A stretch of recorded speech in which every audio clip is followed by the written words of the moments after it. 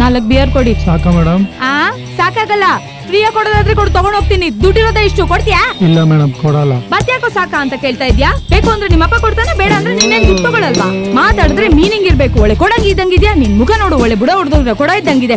ನಂಗೆ ಗೊತ್ತಾಗೋಯ್ತು ಬಿಡಿ, ಹುಡುಗಿ ತುಂಬಾ ಸೈಲೆಂಟ್ ಆಗಿದ್ದಾಳೆ, ಇವಳು ತುಂಬಾ ಚೆನ್ನಾಗಿ ಯಾಮರ್ಸ್ಬೋದು ಅಂತ ಅನ್ಕೊಂಡಿದ್ಯಾ? ನಾನ್ ಸೈಲೆಂಟ್ ಆಗಿರ್ಬೋದು, ಆದ್ರೆ ನೀನ್ ಯಾಮರ್ಸಕ. ಏನಾಯ್ತು?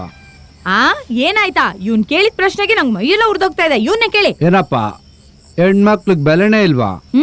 ಹೆಣ್ಮಕ್ಳಿಗೆ ಸಮಾನತೆ ಕೊಡಿ ಅಂತೀರಾ, ಅಂತದ್ರಲ್ಲಿ ಹೆಣ್ಮಗ ಊರಿಂದ ಆಚೆ ಇರೋ ಬಾರಕ್ ಬಂದಿದೆ ಅಂದ್ರೆ ನಾವೆಲ್ಲ ಹೆಮ್ಮೆ ಪಡ್ಬೇಕು. ಮೇಡಮ್, ನೀವೇನು ಹೊರಡಿ, ನಾನ್ ನೋಡ್ಕೋತೀನಿ, ನೀವು ಹೊರಡಿ.